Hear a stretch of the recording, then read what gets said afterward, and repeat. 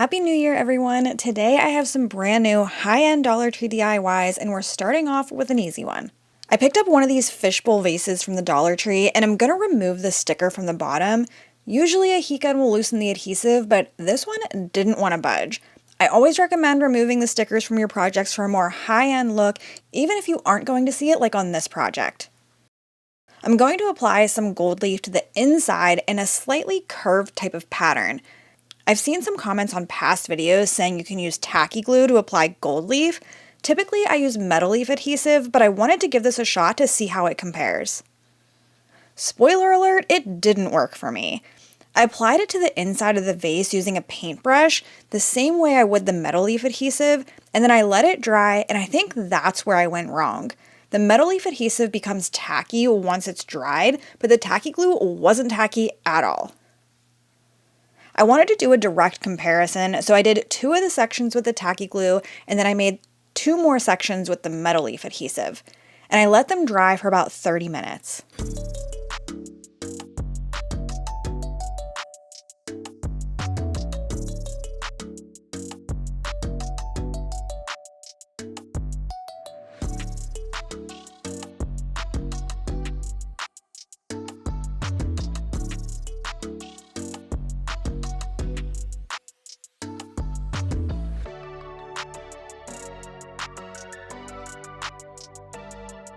You can see the difference here. The tacky glue looks more cloudy and the metal leaf adhesive dries clear. I also touched the glue so you could see the tacky glue is completely dry, not tacky at all to the touch, where my finger sticks to the metal leaf adhesive and you can hear it when I pull it away.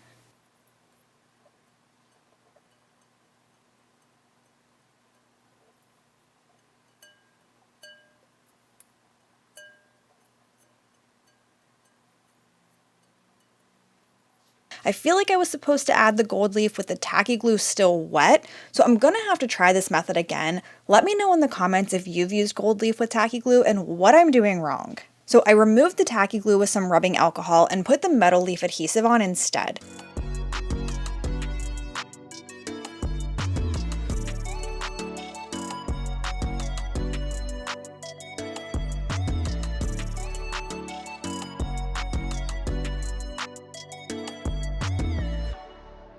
Once it was dry, I'm taking the gold leaf sheets and adding them directly on top of the glue. It's gonna look a little bit messy at this point, but that's okay, we'll clean it up shortly.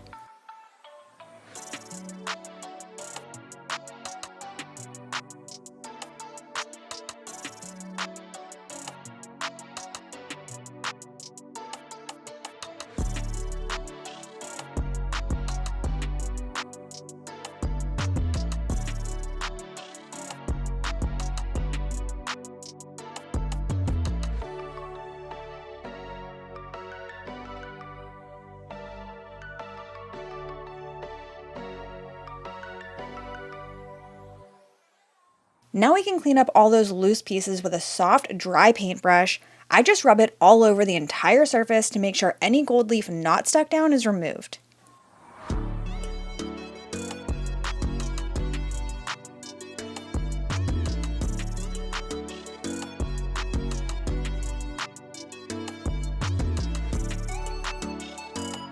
I saved all of my little flakes that came off, and I'm gonna use them in another project.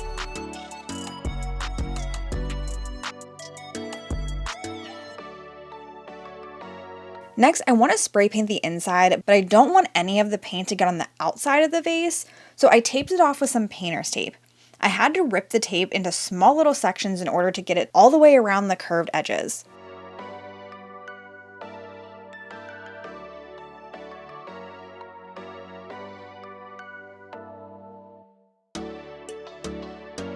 Then I took it out to the garage and I spray painted the inside with a flat black.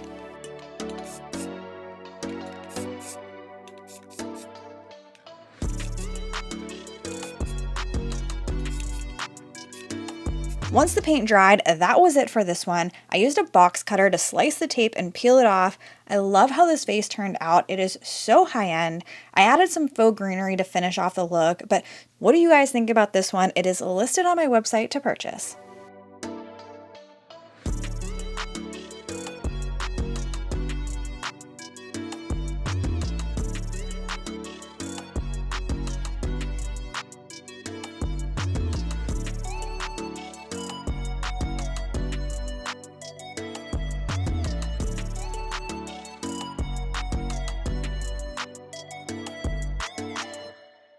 This project is pretty easy as well. I'm taking one of these Dollar Tree pillar candle holders and an embroidery hoop that's taken apart. I need both hoops to have an opening and be just the bamboo. So I used miter shears to cut off the metal parts on the one piece and then just cut open the other. I'm making a sculptural candle holder, and this one is actually a dupe for one that I saw on Pinterest. The width of the embroidery hoops fits perfectly in between the ridges on the candle holder. I just need to glue them into place so that they stay. At first I tried to use E6000, but since this doesn't dry quickly, the rings kept falling over. I tried to add some hot glue to keep them in place, but that wasn't sticking to the candle holder surface, but I was out of super glue, or I would have just used that to begin with.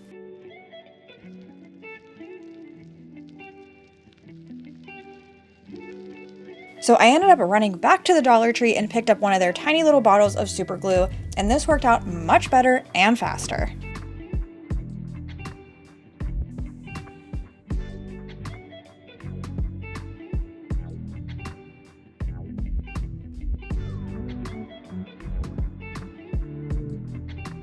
For the second one, I added it slightly on top of the first ring and turned it a little bit sideways.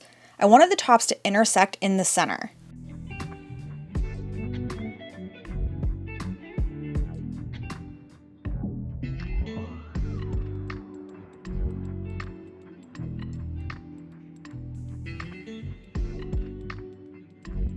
The inspiration image had a base under the candle holder, so I grabbed one of my decorative wood pieces from the Dollar Tree and glued the candle holder on top.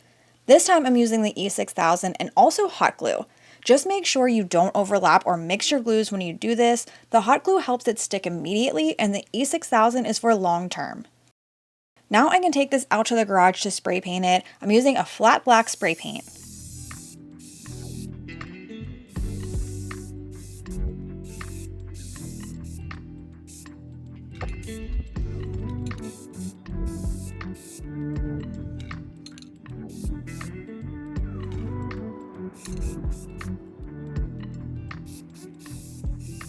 Next, I need to add the glass part. I had one of these hurricane vases on hand, and you can find these easily at the Dollar Tree as well. It fits perfectly on top of the pillar candle holder, and I used the E6000 and hot glue again, but this time I put the E6000 around the rim and the hot glue in the center. I let the glue dry, and that's it for this one. Add a candle inside the glass or even fairy lights for a cozy glow, and just putting this out there since I know I will get comments about it. Yes, I know the wood is flammable. I added a battery-operated candle inside. Be smart, people. Use your common sense when making DIY projects and using them in your home.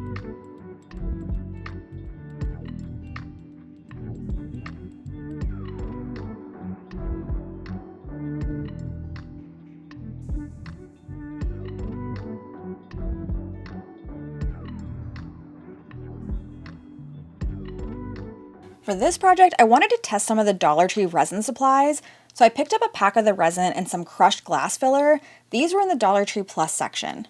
I see so many stunning resin trinket trays on my Pinterest feed and decided to finally give one a try. I was a little skeptical since I've tried the Michaels brand resin and didn't really care for it. I didn't have high hopes for this one. When I use resin, I like to pour part B first, which is the hardener. This is thinner than part A and helps give a more accurate measurement. I also use silicone mixing cups and stir sticks to be a little bit less wasteful. Once the resin dries, it just pops right out or peels off of the silicone to be used again. For this first part of the trinket tray, I'm using 80 milliliters of resin, 40 of each part A and part B. These cups also have measurement markings on them, which makes it super easy. I will list them in my description box in case you're interested. Now you want to mix the two parts together for 5 minutes. And you want to mix slowly so you don't get bubbles in the resin.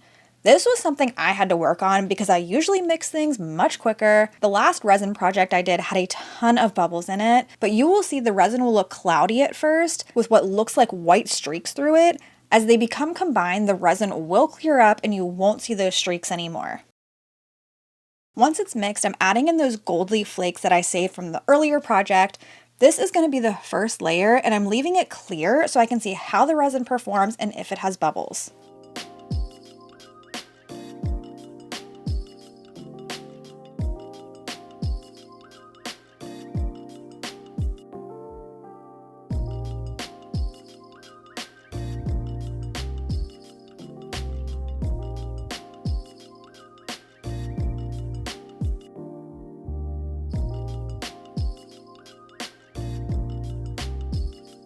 Next, I'm adding in some dried flowers as part of the design. One thing I didn't think about paying attention to is where the gold leaf flakes are in comparison to the florals. Some of the larger pieces ended up right under the florals, and I didn't love how that looked in the end. So noted for next time. Also, resin shifts a lot while it's curing, and objects tend to want to drift into the center. I had to keep checking on this over several hours to reposition my florals. At one point, they were almost all on top of each other in the middle. I'm so glad that I thought to check on it after about an hour or so. I also added in some of these glass filler pieces to this layer, just sprinkled them in here and there.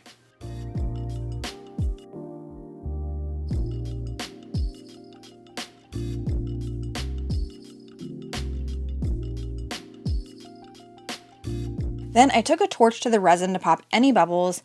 I should have done this before I added the flowers in because I ended up burning one of them, so I made sure to move my hand across it quickly.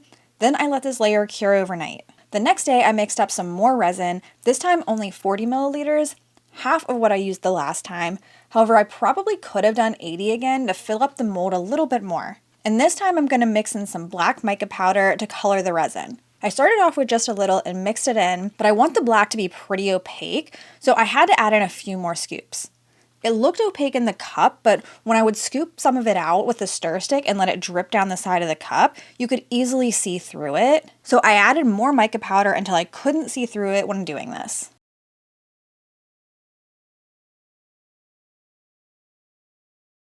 And now I can pour it over top of that cured resin. Then I took my torch to it again to pop any bubbles and let this one cure overnight as well.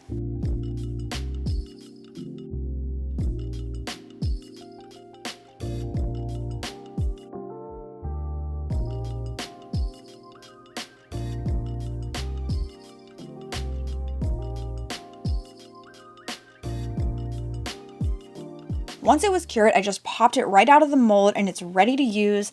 I should have used a different color crushed glass, but you couldn't even see it with the black background. And like I said, some of the larger gold leaf flakes drifted into the center and obscured the florals a little bit. But overall, I think this tray turned out stunning and I'm pleasantly surprised with the Dollar Tree resin. I did not see any bubbles. This one is also listed for sale on my site.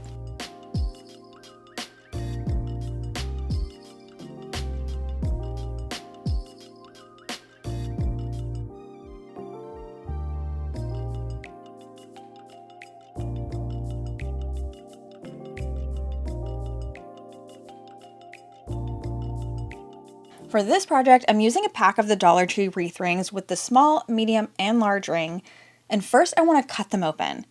These rings are super strong and difficult to cut. I also have zero hand strength, so this has always been hard for me. I tried using my wire cutters. That put a dent in it, but didn't cut through them. Then I used my miter box with a metal cutting saw. This was also super difficult and took a long time to cut through. So then I went out to the garage and I put the rings in my vise to cut them. This worked the best. I cut these open because I want to add some beads to them. I made this little beaded garland a few years ago and I don't use it as decor in my home anymore, so I'm taking it apart to use the beads. The small ones I had a difficult time getting on, so my husband had this little round file tool that I used to make the holes a little bit larger, but you could also use beads that don't go this small. I added a different amount and different pattern of beads to each of the rings. The largest ring had the most and the smallest ring had the least.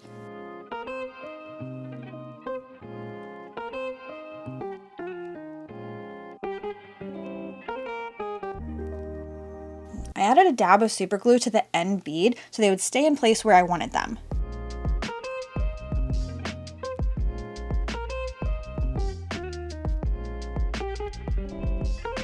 So I'm making a ring topiary type of thing, and I'm gonna need a stand for the bottom ring.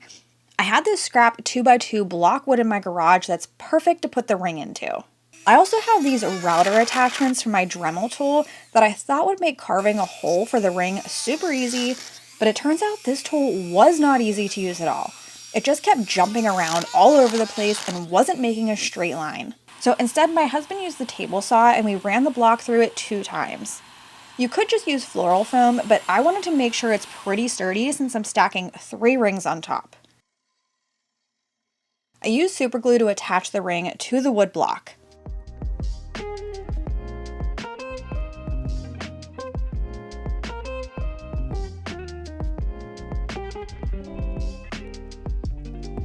Little Luna break. She wanted to see what I was doing, and she's so small she fits right in the camera view.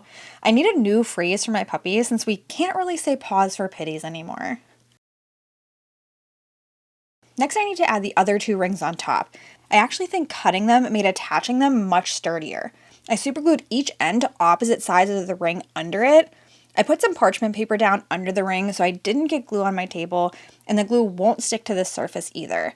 And then to reinforce it, I used electrical tape and wrapped it around the rings as well. I like electrical tape because it stretches and it won't break, so it molds easily.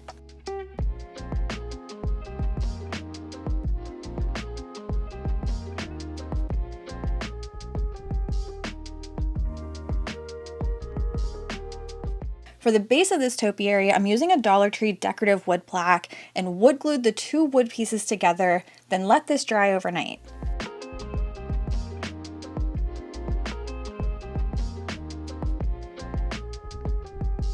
The next day, and yes, I'm wearing the same sweatshirt, don't judge, I'm going to spray paint the rings and the wood, but I don't want to get the paint on the beads, so I covered them with painter's tape.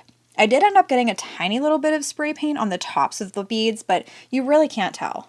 Next, I spray painted everything in burnished amber. However, this didn't look so good on the wood. It ended up turning the wood a silver color, and I didn't like that, so I went over just the wood pieces with flat black.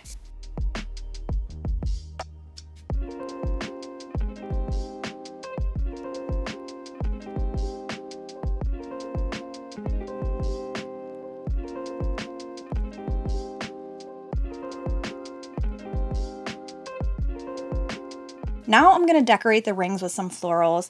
This part you can do however you want with whatever flowers or colors you like. I'm a neutral girl, so I kept it white and beige. Shocking, I know. But my husband and kids thought this looked like some sort of weird snowman with the way the rings go from big to small. That actually gave me an idea to do something similar next Christmas. But for this floral piece, I feel like the 2 rings would have been plenty. When it comes to floral arrangements, I am no expert and I always struggle at first. In my opinion, you want to add a lot of variety.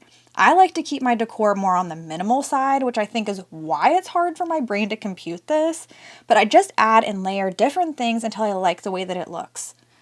Sometimes I'll add something and change my mind and take it off. I'll say it a million times, this process is all about trial and error, just playing around until you get the outcome that you're looking for.